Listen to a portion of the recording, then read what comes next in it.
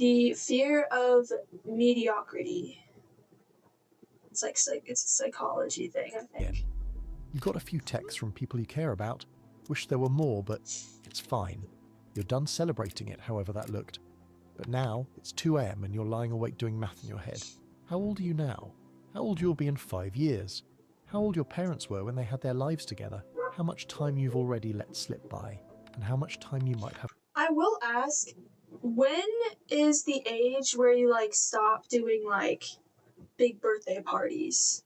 Like, you stop, like, I don't know, like, inviting your whole class to birthday parties. I remember I did that when I was, like, really little, and I remember just, like, it being chaos. Like, I invited, like, my whole, like, 5th grade class or something to my birthday party, and I remember, like, having fun in the beginning, and then it just, like, went into pure chaos because I have a twin brother, and we share a birthday, and we both decided to, like, invite, like, our whole class over, and, like, it was, like, a girls' party and then, like, a guys' party, and then it was just, like, all of us just in, like, my house, and I remember, like, the guys went out and they were playing, like, darts and stuff, not actual darts, but, like, Nerf guns, they were playing with Nerf guns, and the girls kind of just, like, I really don't remember what we did, but I do remember I was sitting on the floor, and I was just feeling really overwhelmed, and I kind of just, like, sat down, I had my chicken nuggets, and I was just sitting on my floor, and my dog comes up to me and, like, just eats all of my chicken nuggets, like, right off my plate.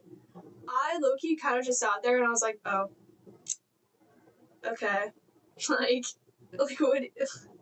I think it's, like, 10 or 11 is when, like, you stop doing, like, big birthday parties, but I feel like when you get, like, I don't know, like, 30, you just stop doing parties altogether. You just like go out to dinner or something, do something nice.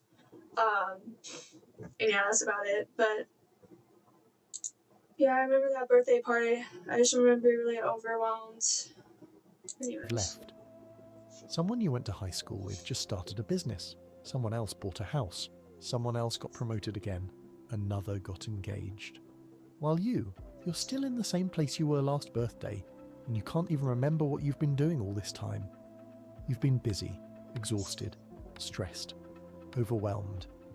But when you actually look back, it feels like you've done nothing. You thought by now you'd be somewhere. Not rich or famous necessarily, but further along. You don't even know where exactly, but not here. Not still figuring basic things out. Not still getting ready to start. Everyone around you seems to have it figured out. They're buying houses, getting married, building careers, creating things, traveling the world, living actual lives. And you're just existing, going through motions, surviving. Every accomplishment you do manage feels tiny when you see what others are doing. Sunday night dread isn't about Monday anymore. It's about all the Mondays, all the weeks that blur together into months you can't tell apart. Time is passing, but you're not moving with it. You keep telling yourself, I'll start soon, next month, maybe next year, when things settle down, when I'm ready. But years pass and you're still saying the same thing. It feels like you're wasting your one chance at a life. Like you'll get older more and more and realize you spent it distracting yourself into letting the years vanish. I feel like no matter what you do, you always have, like, regrets in your life. Like, you'll always wish, like, oh, I wish I did this and I wish I did this when I was, like, younger. I feel like that's a big thing. So I would just say, like, just do it. Like, even if you don't really succeed in the beginning, just, like, do what makes you happy. I know that's kind of, like, stupid advice, but, like, if you think about something and you're like, oh, I don't know if I want to do that, I don't know, I would just say, like, do it. Like, I would just say go for it, and if it doesn't work out, I mean, you'll know that you didn't like doing it. So, I know that's really vague, but I feel like no matter what you do, though, you'll always have regret. Like, you'll always wish you did something, you wish you did something else, or you wish you said something, or said something else, or whatever. But, yeah, I would just say, like, if you're really hesitant about doing something, just try it, and if it doesn't work out, just, either keep trying, or kind of just, at least you tried. is my whole thing. Like, at least you tried, and it didn't work out, but that's okay, because not everything works out. like you're doomed to live a mediocre life. Now, mediocrity by definition just means averageness, moderate quality, or being at the centre of the curve, which on its own doesn't sound terrible. It just means normal. But if someone rated your life, or any aspect of it almost, 5 out of 10, or described it as mid, you'd feel like you wasted it, you failed, because nobody wants to be called mediocre. And this fear, the fear of living a normal, mundane, ordinary, forgettable life, is stronger now than it's ever been. And so we spend our entire lives trying to prove we're more than average. We use up what little time we have trying to break above this invisible line, trying to earn proof that our lives amounted to something more than just mediocrity. But what even is this fear? Technically, there's nothing inherently wrong with living a normal, average life. By definition, most people throughout all of history have lived normal lives. Most of us come from average people living average lives. We need average people to keep the world running. That's why almost everything about humans follows a bell curve. Height, intelligence, income, athleticism, happiness, wealth. Even how interesting a life looks from the outside. The curve is thin at both ends, very few exceptionally good and very few exceptionally bad. The vast majority, or about 68%, fall right in the middle. That's average. That's where most of us actually are in most areas of life. That's just the truth. But the issue is that we're told we should be exceptional at everything. That being average is failure. Every area of life became a competition. Your career, your body, your relationships, your hobbies, your entire... Yeah, we're all taught that, like, everything you do, you have to be exceptional in it. Like, you have to be really good at something. And that's just, like, a lot of pressure on someone to be like, oh, like, you have to be good at, you have to be exceptional, you have to be really outstanding at something. And when someone's not, it's kind of like, oh, and like, what do you do? Like, if you're not good at one thing, what are you good at? And I feel like that's the goal in life, is just to find something that you're really good at and to pursue it. But I mean, sometimes even something that you're good at, like, you can't really make sometimes you can't make a job out of it, or sometimes you think you're good at it, but yeah, it's complicated. But from, like, at least when I was little, like, everyone was like, oh, you have to be like, I'm really good at this, I'm really good at this, I'm really good at this, I'm really good at this. And it's kind of disheartening when you're kind of like, well, I don't know what I'm good at. Maybe I'm kind of good at this, kind of good at this, but not really, like, really good at one thing. I feel like I'm being very vague, but that's also where I'm at. Like, I'm not really good at anything. I don't really know what to do, and that's kind of scary. When I know, like, people are like, well, you should have your everything figured out already, but I should have, like, kind of a direction of where I want to go, but I don't. It's kind of just like, whatever, what I want to do. Yeah. Which is why I started streaming, because, I don't know, I just wanted to figure out if that's something that I enjoy doing, and I have enjoyed it so far. Even though, like, I don't really have a big audience right now, I didn't expect something like a million followers out of the gate, and I really like doing it so far, but I don't know if it'll lead anywhere. But yeah. our existence. And in each area, you're measured, compared, and ranked. Social media shows you the top 0.1% of every category, all day, every day. The richest, fittest, happiest, most successful, most attractive people. Your brain doesn't process this as rare exceptions. It processes it as this is normal and you're falling short. Research on social comparison theory shows the more time people spend on social media, the more they feel like everyone else is happier, more successful, living better lives. Psychologists call this relative deprivation. You don't measure your life by absolute standards. You measure it by comparison to the people around you. And when around you includes every successful person online, you'll always feel behind in every single domain. You're not fit enough, not successful enough, not interesting enough, not happy enough. Even when you're objectively doing fine, maybe even above average in reality, it feels like you're failing because you're comparing yourself to extremes all the time. Our baseline for normal warped completely. Exceptional became expected. Even when you do accomplish something, it doesn't satisfy. It does feel good for a moment, and then you rebuild an even higher baseline. The mathematical reality we ignore is that for every 100 people trying to be in the top 1%, only one will make it. That's what 1% means. The other 99 will fail by definition. Because no one can ever be exceptional at everything. To become truly great at one thing, you need enormous time and energy. Years, maybe decades. And since none of us have infinite time, being exceptional at one thing almost always means being average or below average at everything else. Look at anyone truly exceptional. Olympic athletes whose personal lives are disasters. Brilliant CEOs who are terrible parents. Famous artists who can barely function socially. Academics who never left their university town. Everyone sacrificing extrinsic goals. Get the degree, get the job, get the house, get married, have kids, climb the ladder. And when you do get them, if you're lucky enough, the charm doesn't last. So you feel like you wasted your life even when you've succeeded by every conventional measure. Because success in a life you didn't choose still feels like failure. Meanwhile, time itself is working against you. When you were a kid, summers felt endless. The year felt like forever.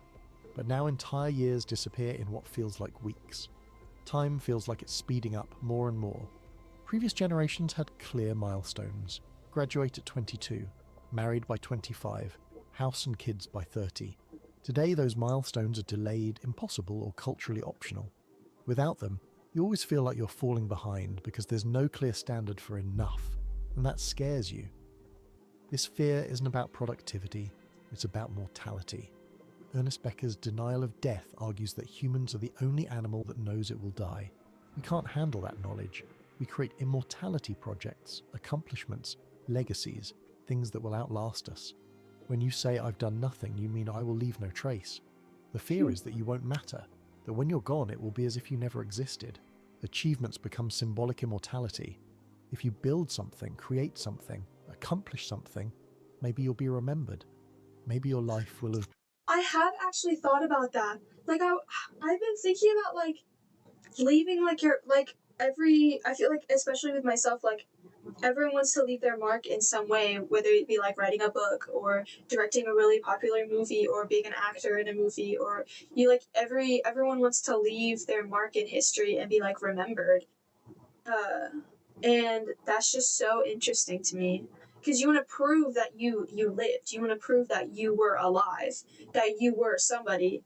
So especially with like social media, that's easier to do, but you want like everyone wants to be like, well, I would say everyone, but a majority of people want to be like famous and they want success and they also want to be remembered like so bad because okay in Coco, like that was that I forget his name, but he like wanted to be remembered so bad that he like killed someone, stole their music and whatever, and in the end no one really wanted to remember him. But I feel like that's like every human being, they want to be remembered in some way, whether it be like, or they want to have like their mark in history, whether it be like their family or like their family remembering them, or like just having like a fan base and having them remember them, be like, oh, that is interesting though, that like we all want to be remembered, whether it be good or bad.